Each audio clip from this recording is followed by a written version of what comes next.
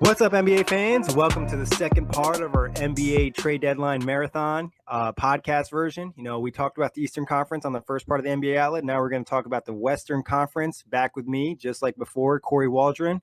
And as a reminder, you can always listen to the outlet on iTunes, Blog Talk Radio, Google Play, and OTGbasketball.com. But let's just dive right into it, Kory.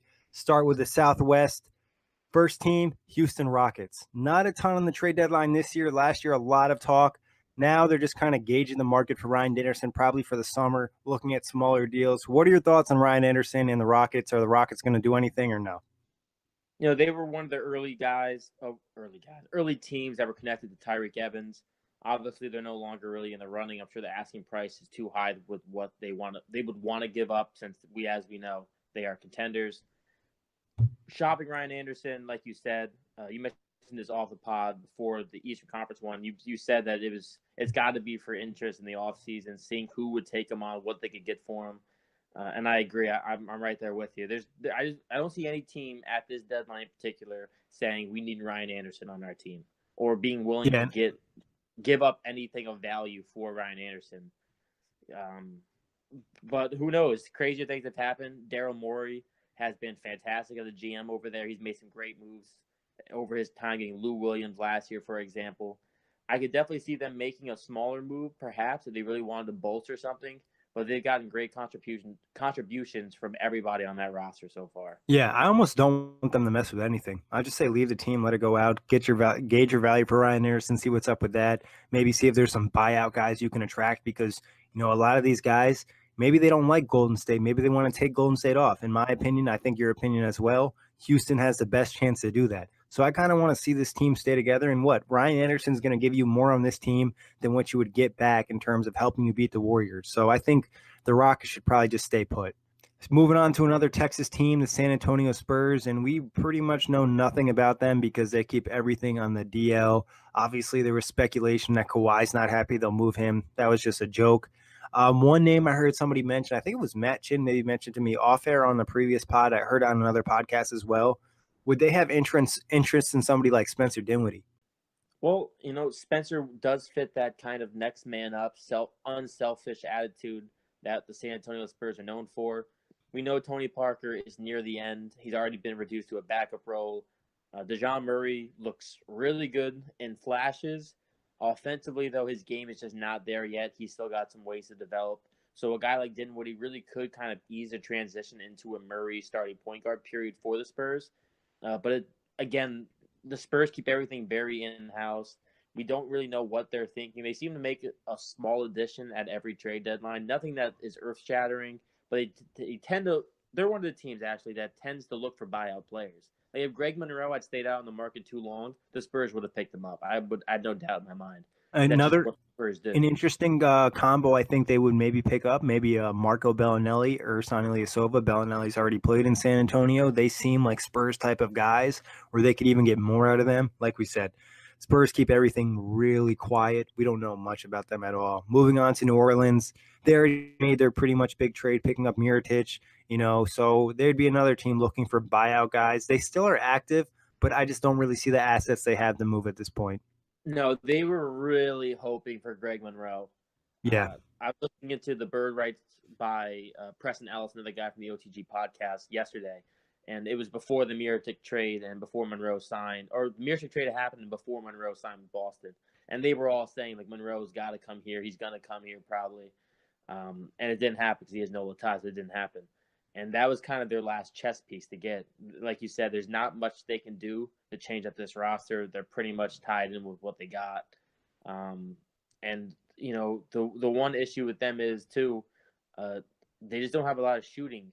You have to hope for a buyout of a three-point guy. I don't know any wing or three-point shooter that's going to get bought out that's going to make a significant impact for a team like the Pelicans. Yeah, definitely a lot of different variables for them. And they're just trying to hope to get into the playoffs and try to have a competitive series. Obviously, with Cousins going down, it was really tough for their season. They are getting Solomon Hill back, though. I believe he's going to be coming back after the All-Star break, which is a defensive help, but, again, he's offensively not a consistent shooter. Yeah, and it's just, let's see what happens with them. Moving on to Memphis. They have some big questions. Obviously, their season has not gone as they've liked. They haven't even hit 20 wins yet. Conley's out for the year. Marc Gasol is a name that people are saying is not on the market, but it would make 100 times sense for him to be on the market. What are your thoughts on Gasol in the Memphis situation? If you can get an offer, if you can get an offer where you're getting a subpar to slightly above average deal, I take it. Marc Gasol is older. His contract is big. He's going to become obsolete by the end of that contract is up, whether that's because of fit or just simple play style, but he's going to be getting older. He's 33 right now. I believe he's 33. By the end of the contract, he'll be 35. I don't know any productive big men or starting big men making that much money at the age of 35 in this age of NBA being good. I just can't see it. Pau Gasol is bigger, but he's not as bulky as a guy like Marc Gasol, which was really going to hurt him in his future. So if you can trade him to like either Cleveland or there's just not very many places for Marc Gasol, but if you can move him, you move him. Yeah, I think I would move him about Memphis in the situation. What do you bring back, Conley and Gasol next year? And then you have Parsons who plays like 33% of the games. Like, what is the end game for you? Like this, there's no end game. Do you Go ahead. see Marc Gasol going anywhere, Nick? I just have a question. Do you see any places besides Cleveland? I mean, I think there's a possibility because Gasol does strike you as a guy that's like, he can really bring a lot to our team in a different way. But also, he hasn't been playing great this year. He's kind of had some effort issues in the whole coaching situation. So, I mean, like, I don't know if anybody wants to give up what Memphis is asking for Gasol, because the fact that they're saying that he's not on the market means to me that they're trying to still hold his value pretty high. So I don't think that he gets moved. I think that, like you said, the Cavs are a possibility, but like DeAndre is getting a lot of hype to him and no hype is around Marc Gasol. So that tells you either two things. Grizzlies aren't definitely not trading, which I don't think is necessarily true. And the other thing is that, Marc Gasol's value just isn't that high at the moment. Like it's not ascending value. Like you said, in 2019, the 2019-2020 season, he's going to have a team option for 25.5 mil. Like that's to a guy that like might not be able to start on your team anymore, especially in the fast-paced NBA. And back to the point, like Grizzlies end game, even with this core, they're not even good enough to be a top 4 seed. Similar to the Hornets situation where you just need to rebuild, like things aren't going to work out. There's no end game where you win a championship. I agree. You're looking at slim pickings. Maybe the only thing I can think of is maybe you try and package. Like I'm not sure if they're doing this, but maybe behind the scenes you try and package Tyreke Evans and Marc Gasol, because I think that would be something to more entice certain teams who are contending if they can bring on both those guys. Like maybe the Wizards. Not that they're in the conversation, but let's say they think, oh, maybe we can get Marc Gasol and Tyreke Evans. I think that's actually a really good point, Kory, because they're asking for a first for Evans, and people are already kind of leery to give that up. But if you're like, we're going to give you Gasol and Evans, send us a pretty good first, send us some young players, like that actually might work out. And if you need to take it, we'll take a crappy contract. Like I think, they're going to have to take a lot of crap, right? Because Gasol's got a pretty big number. I mean, Tyreek's number's not bad, but not a lot of guys are making 22 mil a year. So Gasol, I think that's not a bad idea. Another guy I could see is Jermichael Green. I hinted at that last podcast. 8 mil this year, 7.8 next year. A solid guy. He doesn't have to be a starter, but he's like a rotational big, and like the rotation there has just been kind of messed up. So I wouldn't be surprised if they moved on from him, because it also took them a really long time to sign him in the offseason. You're right. I remember when we were doing not the preview series, but we were doing whatever we were doing at the point in time, and he was like the last guy to go off the board. Yeah. And he's a guy I thought was going to get more attention because of his fit with the NBA, and he had a pretty solid season. That's one of the guys I think I mentioned to you is like, there's something we probably don't know about Jermichael Green, that the public doesn't know about Jermichael Green, that's kind of known behind closed doors. So Grizzlies are a team that I think would be smart to be really big sellers right now and just try to get some value, because they do have some decent young pieces. Dylan Brooks has had a pretty good season. Deontay Davis has shown some stuff. Jarrell Martin, like they have a couple guys that have shown like, all right, well, like this guy's pretty good, but they don't have any guys to really like build a core around. You know what I mean? Like they still need to get those young dudes. I hate saying this, but I don't know the interest if there is anything that happen, but like maybe like the Pelicans or the Cavs going after Jermichael Green. Those are two places who could use a power forward / center that he is. Yeah, and he fits against, some of these smaller teams. Like at some point in the future, you have to think about Mike Conley's contract, but then the fact that he's coming off injury, that's going to be extremely hard to move. So a lot of decisions in Memphis and things can get really messy, in my opinion. On to the Mavericks. Mavericks are a team I think I expect to maybe make a move. Wes Matthews been a name that's been in trade talks. They're asking for a first. No way they get a first for him. JJ Barea has been another name. Devin Harris. Nerlens Noel, I think he's a lock to get traded, and I think you could probably get him for a second round pick. Yeah, Noel is definitely gettable for a second round That's pick. I agree. There's no value there because he hasn't played, and there's been questions about his work ethic. And when pretty much a second round pick in general, anyways, is you taking a flyer on a player, and Nerlens Noel is a guy you could take a flyer on. Yeah, exactly. So I think that there's a couple moves for Dallas to make is try to move some of these guys, Noel. And back to the Eastern Conference pod, we're talking Cavs about a center they could grab for a cheap price. Noel would be a guy you could possibly look at as well. And he has that athletic ability where he can guard more than the 5 position and the 4 position. So he's giving you versatility, athleticism, a great roller to the rim. Obviously, Rick Carlisle is a great coach, so there's some disconnect there. The work ethic is kind of messed up. We've always heard things about Noel, so it'll be interesting to see if they do trade him, if anybody's even willing to give a second round pick, or someone will just take a flyer on him in the offseason. Yeah, he's probably one of the most intriguing assets that the Mavs have. Because, like you mentioned, Wesley Matthews, if they want a first for him, it's not going to happen. Yeah, He's not on too that inconsistent, contract. and he's too old for me to really care about what he's going to be in the future for a first round draft pick. Yeah. Moving on to the Northwest Division, Minnesota Timberwolves. They've been mentioning a few minor deals.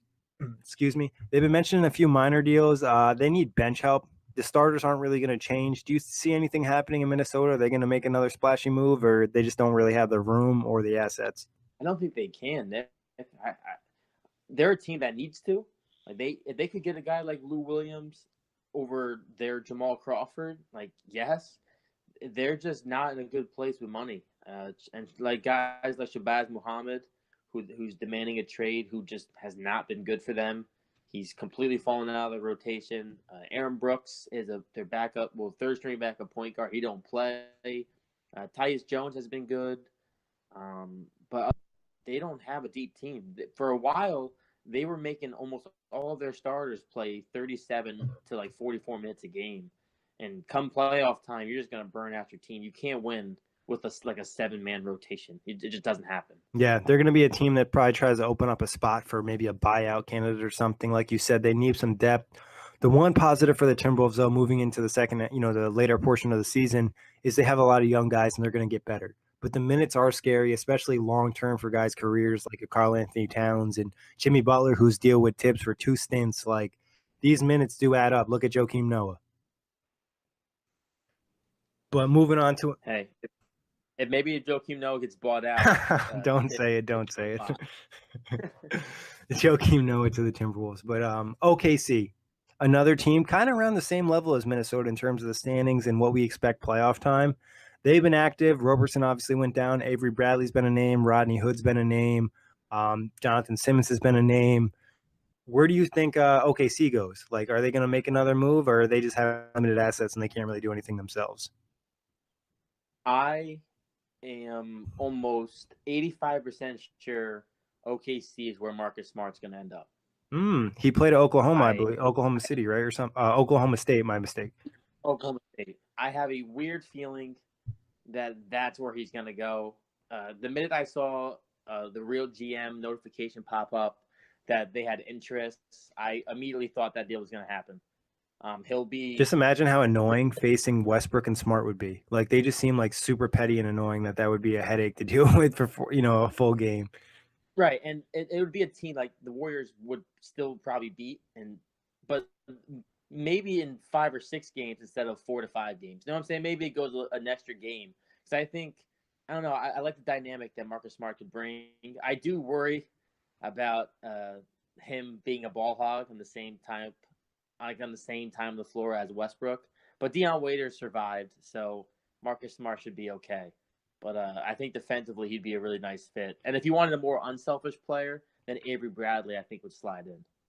Yeah, I wouldn't mind Marcus Smart's fit with them because he would probably do some of the similar things that Roberson did off the ball, just like those smart plays, those screens. He gives you defensive versatility, somebody you can match up against multiple guys.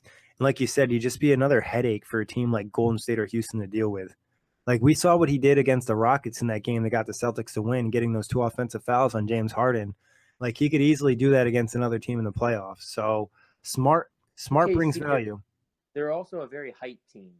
OKC, they kind of feed off high energy, which is Yeah. why they're good at home. That crowd's electric. They get off on like Westbrook with a big dunk or Paul George with a big shot, and all Marcus Smart does is high energy, which kind of is what the last year's Celtics were. They were a lot of high energy plays that kind of fueled the team. And this year's Celtics team, they're more unselfish, and they just play for each other. And Smart is one of those guys I think plays better when it's all about high energy, kind of like a Lance Stevenson in a comparison.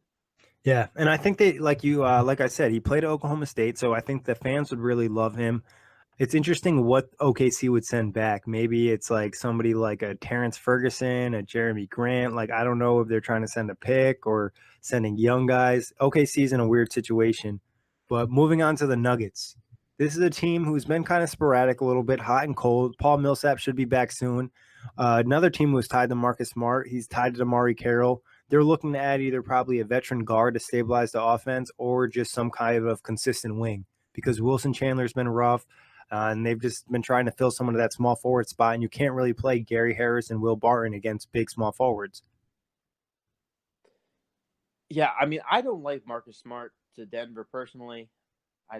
We mentioned that briefly on the Eastern one. I just don't think it makes sense for the Nuggets. Although they do need help, Will Barton is very hot and cold at times, but he's been very good this year mostly. Gary Harris, good defender. Jokic, obviously, is one of the better young centers in this league. Getting Paul Millsap back will be like making a trade because they barely had him this season. Jamal Murray, when he is on fire, he is really good. I would like to see this team personally try and fill a replacement for Wilson Chandler. He's just not very good. He's had a couple injuries the last couple of years, which have really hurt him. His offensive game, he's had one good game all year, I think, and it was against the Pacers where he started out the game for like 5 for 7 from the field. But he just hasn't been good. So I think even a DeMarre Carroll, we mentioned this too, I think DeMarre Carroll would be perfect on that Nugget squad.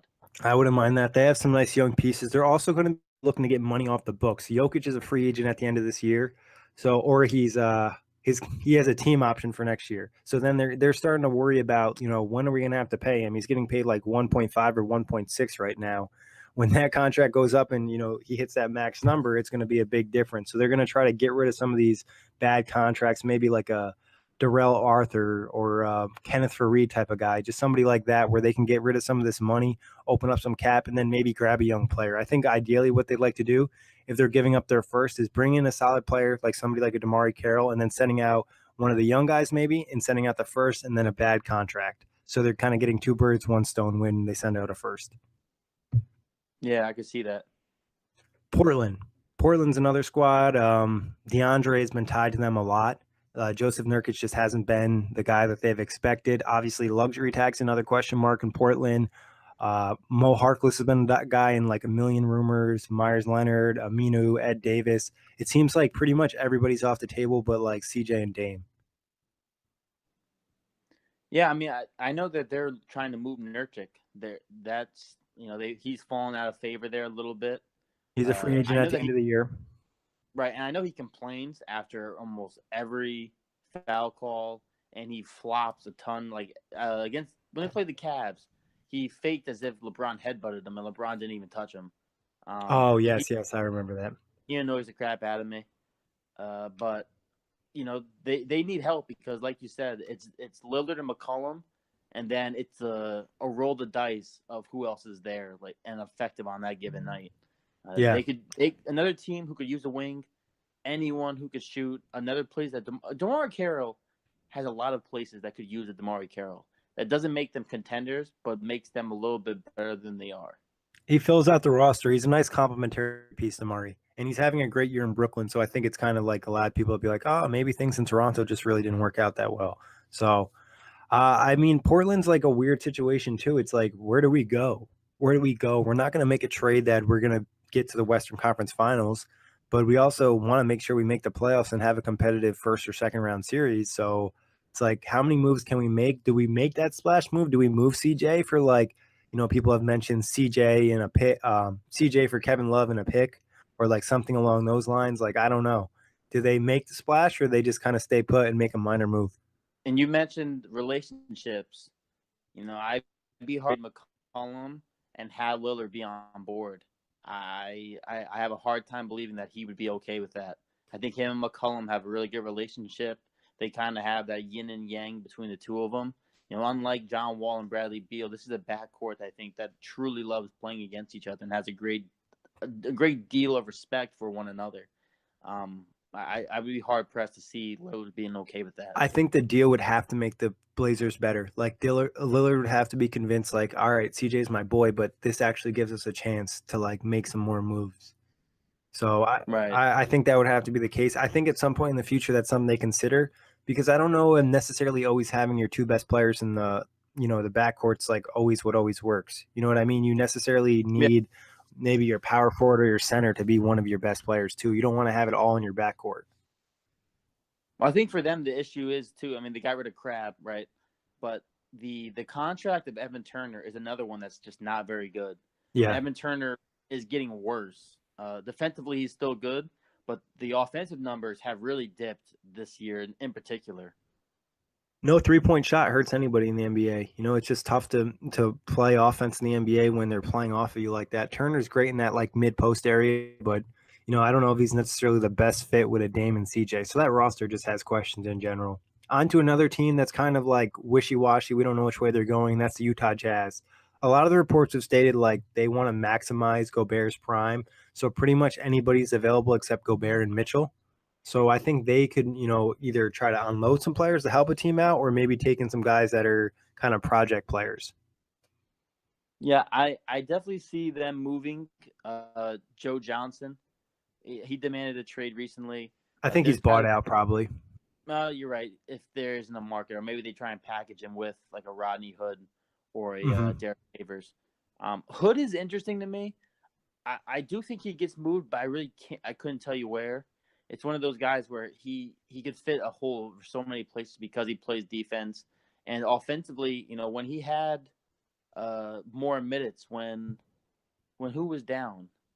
Yeah, Utah's had injuries in the past where he picked up a lot of minutes and he was like one of their top scorers. So he's had 30-point games. His problem's always just been inconsistency. Like some games you watch him and you're like, yo, this guy could be the Jazz starting shooting guard for the next, X amount of years. And other games it's like, yo, Rodney Hood, what's up, bro? Like, where you at? Yeah, very hot or cold. Yeah. To the same token, Derek Favors, who's been really good this year, I think he's going to be on the move. Especially because he's expiring, a team would just pick. I mean, even the Bulls. Like, I wouldn't be shocked if they went after a guy like Derek Favors, who still is relatively young, right? Isn't he like 27? Yeah, he came in the league really young. He was drafted by the Nets, part of that Darren Williams trade. Favor, actually, funny you say that. One of our writers, Matt Scher, I believe, put together a piece that was Mirotic for Derek Favors. Obviously, Mirotic was traded, but Favors has been tied to the Bulls. He's a guy. Him and Hood are guys, like you said, I think are definitely moved. Alec Burks has been mentioned as well. There also was a report that dropped today that Utah had a lot of interest in Avery Bradley. So maybe like the report came out that they were trying to maximize Gobert's prime like a few weeks ago. Maybe they're actually kind of entering a little bit of a more like attention for winning this season because they've had a really nice stretch since Gobert's come back. I mean, it's possible because hell, if you get Avery Bradley on that team and you're telling me the forefront is Ingles, Avery Bradley, and Gobert with Donovan Mitchell, who's been not bad at defending. Those four right there in particular, that's a really tough defensive unit. Yeah, they definitely could put Avery Bradley never really have a rim protector like Rudy Gobert behind him. Like that's a game changer. When Gobert erases shots, like he comes out of nowhere. He's so long and lanky that if he's not erasing the shot, he's impacting the shot. Like when he's on the court, you're trying to pull him away from the rim as much as you can. So having a guy like him just kind of changes the game, and then pair him with a defender like Avery Bradley, that's some good stuff. And I think Bradley's a guy, when he changes location, all of a sudden he's just going to start playing better. There is that off the court stuff with Bradley. I don't know enough of the details to really mention it by headline, but it's something that could be distracting them off the court and making teams wary of trading for him. But moving on to the next division, the Pacific, not a ton in this front, but Golden State, they've had some interest in maybe Kyle O'Quinn. There's been talk of them maybe wanting to add some bench depth. Guys have been shaky this season. We mentioned the Joe Harris, Patrick McCaw trade, or I either mentioned that on the Brooklyn Buzz or the NBA Outlet. I can't recall right now, too many pods. But I could see them making a smaller move where they're just trying to get some bench depth. Nothing other than that. Yeah, there was that one trade we talked about on the one marathon of the Warriors getting Vince Carter. Oh, yes. If they want to give Vince Carter a ring, I'm okay with that. Kyle Quinn would be a nice addition. I think they're going to trade JaVale McGee. It just feels like I feel like they want to get like a little bit better at the center position. But even still, when it comes to playoff time, they're going to run that depth lineup, and it's going to be Warriors basketball. Oh, Quinn gives them some nice insurance. Like, he gives them a nice little bench center that they could have that could come in. Like, he's not amazing, and he does have bad plays and bad stretches, but he's more consistent than JaVale, and you kind of know what you're getting, and he gives you some nice toughness because he's no joke in the paint, and he's not a bad shot blocker for his size. And you mentioned it before. He's a pretty good playmaker. So if you have he's a nice passer center who can play make way better than JaVale McGee and Zaza can, that's an element that the Warriors really haven't had at the center position. Yeah, I mean, Zaza does a pretty good job of making some plays from the top of the post or setting screens and stuff. And like Kyle Quinn, his role just makes so much sense. Like, not saying they're gonna bench Zaza just because it's worked for so long, but O'Quinn's a guy that could come in and kind of do similar things, especially if you don't want to play some of the younger guys. Similar things, be a little bit quicker about it. Yeah, and I mean, like, he's just got a little bit more athleticism, a little bit more pop. He's got a great beard, so that always helps. But moving on to the Clippers, DeAndre, Lou Williams, Avery Bradley, you have to even think like guys like Tobias Harris could probably be available because there's no guarantee if they want to keep anybody. They're all about future flexibility, in my opinion, right now. And from talks and listening to an array of different podcasts, like I mentioned on the last pod, it seems like DeAndre Jordan has a ton of value right now because so many teams are trying to get him. Like, he's one guy that has been tied to so many teams consistently for the last few months before and after the Blake trade. So I think like the Clippers might come out of the trade deadline as winners. Obviously they already had the Blake trade, which kind of helped set them up for the future. Then they're able to get assets for DeAndre. They could really have a nice change of direction this season and doing it real quick. I agree with you. I think the minute the Blake Griffin trade happened, that DeAndre Jordan and Lou Williams' time in LA was stamped with the soon to come move. That was the domino to fall that knocked down the other dominoes. I don't think DeAndre Jordan will be there. Like you said, his value is really high right now because there's a bunch of teams who are mid-level contenders who all think DeAndre can put them over the hump if they get him. Whether that's the case or not, there's a handful of teams who think that's the case. There's a ton of places for Lou Williams currently. Anyone could use a shooting guard like him who's instant offense, like we mentioned, who's having the best year of his career, could have been an all-star. And then they have smaller pieces, Who knows? Maybe they get lucky. I don't think this is the case, but maybe they get lucky and a team asks about Gallinari. And they want to take a flyer on him. You're dreaming. But it's possible. And then they have guys like Wesley Johnson still there. That's a wing who could get some use somewhere else. He's had a decent stretch there. Kedosic has some interest from other teams, probably, I would think, too, as a playmaker. I think best case scenario for the Clippers, if they're able to walk away from the deadline, they already picked up the first from the Blake trade, and they were able to pick up somehow 2 more first. If they came out with 3 first-round picks from all the trades they made going into the offseason, not only do they have they have it both ways. Now, they could strike out on LeBron and Paul George in the summer. We have 3 first-round picks. Who cares? We're going to build young. We got a lot of youth. Oh, we get LeBron, we get Paul George. Oh, we have 3 first-round picks. We can now trade them and move them whatever way we want. So I think it just gives them a lot of flexibility, and they took a terrible money situation and just flipped it into possibly being a great one. Even if they walk away with just getting 1 more pick, like say they package DeAndre and Lou, get some young players and 1 more first, still going to the year with 2 firsts after this, I think is a solid move for them. No, I agree. It'd be interesting too to see if Doc Rivers will be here for all of it. I think he's got to be going Did I soon. crack up? Yeah, you broke out a little, but it was still there. I think he's still got to. Okay. I think he's got to go. I think he just doesn't fit, and it gives you more flexibility even with free agents. I think you mentioned this on a previous pod.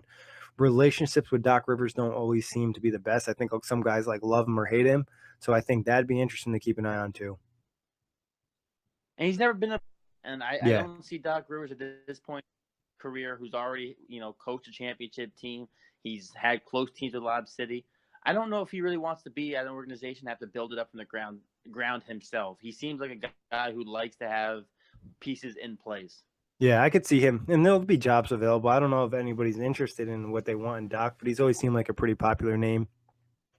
The other team in LA, the Lakers, just announced, reported today, the Lakers might cool off in the 2018 free agent pursuit and focus more on 2019. What that means, I'm not really sure. Obviously, they already started moving money. They moved Mozgov to earlier this year, and they had to package him with D'Angelo Russell. So that obviously had an impact. Julius Randle's been a name. Jordan Clarkson, but he's been related to the pursuit of free agents. Same thing with Larry Nance. Like, I don't know what this puts them in terms of trades. Is this just a ploy to get some more value for the guys? I'm not really sure. So what do you think with the Lakers? Well, I saw a tweet, and I want to steal it. Someone said, "What is the difference between the Lakers of 2017 going to 2018 compared to 2018 going to 2019?" And he goes, "Nothing, because we're always going to look at free agents the next year." That's the MO. They really do. Every year, it's like, oh, this offseason we're going to go after him, and then as it comes closer and closer to that time, they go, we're going after the next class of free agents. This one, not for us. I think they finally awoke to the fact that there's no chance in hell LeBron James comes there. They've seen how Paul George and Russell Westbrook have looked in OKC, and I don't think Paul George is leaving at this point in time. I think he's going to stay in OKC. And DeMarcus Cousins coming off the Achilles injury, they probably don't want to spend max money on them. So all three of their targets in the last month or so, I think they've watched dwindle out of their grasp. So they're just trying to move on for the future. I still think Jordan Clarkson gets traded. I think maybe they'll take a flyer, though, on Julius Randle. Brook Lopez's contract is expiring. You can re-sign Julius Randle, who's had success playing small ball 5, and try and have him play a small ball 5 and just get a center to play, backup minutes behind him. Clarkson is the one guy, though, I think will be on the move. Maybe to a team like OKC, or even to a team like maybe not the Blazers, the Cavs. I know the Cavs have been tied to him as like a backup option if everything falls apart. Yeah, it's honest. The Lakers is just really hard to gauge. Like, I'm not sure what they're thinking. Like you said, they kind of realize, like, oh shit, we're not gonna get LeBron, we're not gonna get Paul George. Cousins is injured. Like, we can't sign him. Like, what are we gonna do? 2019 has guys that actually might be more likely to leave their teams or have more interest in our squad. We're actually a lot better by then. So, and it's like I've had a hard time really gauging the value of Randall and Clarkson because everybody knowing that the Lakers want to get rid of them. That just hurts. Like when everybody knows what you want to do, it just makes it that much harder to do the move because people are going to hold it above your head. They're going to use it as leverage. And I think the Lakers have lost all leverage. And if they enter the situation and start doing things the right way, it'll definitely help them moving forward with their other pursuits. Right. I think the one thing, though, only with Randall, because he's a restricted free agent, people are going to want to have that over him if they sign him, if they trade for him. Like, it's just a benefit. If you trade for Randall, you know that you can't lose him in free agency, which I think is something as compared to maybe going after him in free agency where, the Lakers have to match a max offer if they wanted to keep him, which they probably wouldn't, but you can lose out to someone else. So I just think it's safer for a team to take a bet on Randall now rather than waiting. Yeah, I mean, there's a lot of interesting. We haven't mentioned on much in this pod. We mentioned on the East one. A lot of teams aren't going to have the money. Like the money's going to be locked up this year. A lot of guys, unless you're a star player, you're not going to be getting these, max contracts everybody's expecting. So there's just a lot of different variables to consider. That's why I love trading so much. Onto the Phoenix Suns. There really hasn't been much of a peep about the Suns. They're always a team that pops up when like a big name goes on the table. Like obviously the Kyrie trade, Kevin Love back in the day, even Paul George, they were like tied to. But nothing really on their front. Maybe a low key move. Anything for you on the Suns? No, I know that, I have hopes that maybe TJ Warren could get swooped up by the Pacers in one of the OTG's trade deadline marathon pieces that I wrote for Off the Glass. But, I think Greg Monroe was the buyout that they had. I know they're really trying to move guys like Tyson Chandler, but there's just not that big of a market for a guy like Tyson Chandler at this point in his career. So I don't know if they can make any moves because in reality, if the Suns are going to trade for anybody, it's got to be a draft pick. And I don't know if they're going to get a draft pick for anyone that they would want to trade. Yeah, the only other thing would be if they trade some of their pretty good young players and package them for a really good young player, but I don't think anybody's going to do that at this point. So Suns not really expecting much from them. Sacramento Kings, they have George Hill, who I think if Cavs can't do anything, I'll pull the trigger on that trade and get George Hill in Cleveland. But maybe some buyout guys with Vince Carter and Zebo if they want to leave, but I don't know if that's even the case. Any trades from you in Sacramento? Sacramento is another one. I know George Hill is a part of the big scenario in which he's probably the most likely to be moved. I personally think Zach Randolph will be traded. He's on a very friendly deal right now for the Kings. He's played extremely well this year. I'm not sure what the value could be on Zach Randolph, but there has to be one or two teams out there who could use him, even if maybe, again, I don't know if this is happening. Let's say maybe he's being packaged along with George Hill to go to Cleveland. Not saying he solves issues for them, but Zach Randolph as like a small ball 5 isn't the worst thing because he's played extremely well this year. Yeah, I think I would say this about Zebo, though. He's put up some nice numbers in Sacramento, but it's also been because they've let him do his thing. And I think that if he's on a good team, he won't be as effective. But $12 million expiring is not the worst thing ever. He can still give you some toughness, some scoring. He would be a guy I think they might consider buying out, or like you said, maybe try to trade him for some type of pick. Garrett Temple has been a guy who's been mentioned. He's having a pretty good season, like a veteran guard, and he could provide a team with something, and they want to get the young guy some more. Other than that, I just don't know if Sacramento really has any reason to make a trade unless somebody comes with an offer that entices them. Because I think, best thing for them, just kind of sit back, try to get value for the old guys, but if not, whatever, just let the young dudes develop. George Hill is the only one they have to move, I think. He's already expressed his disinterest there. Right. So I think it's got to be a point to get him out of the locker room. Even though when De'Aaron Fox had the game-winning putback over the Miami Heat, George Hill was right there screaming and yelling, rooting on his teammate. So it's not like he's clocked out and not being a teammate. He's just clocked out because what he expected the Kings to be and what he was promised is not what he got. Yeah. So, and I think that's somewhat of the Kings front office, King coaching, and then also just the Kings not playing that well. And I think George Hill, thinking about it retrospect, he would just be like, oh, yeah, that was probably just stupid to think the Kings would be good. I don't know why he thought they could compete for a playoff spot. Sure, the money at first would blind them. Yeah, no, for sure. I think the money definitely had an impact, and he wasn't getting the deals he looked for. But that wraps it up for the Western Conference. Like I said before the pod started, Eastern Conference is already done as well. You can listen to that. We do have a couple of trade-specific pods. Brooklyn Buzz has one for the Nets. Celtics Express did one for the Celtics last week. The Bird Calls has one for the Pelicans. Same thing for You to Believe in Magic, one for the Magic. So plenty of trade pods on the OTG network. Make sure you check them out. You can hear Kory and I all over the place. And if you have any comments, questions, concerns, let us know on Twitter at OTG Basketball. Also, give us that rating and review on iTunes. See you later, knuckleheads. And as always, thank you, Kory, and thank you, everybody, for listening.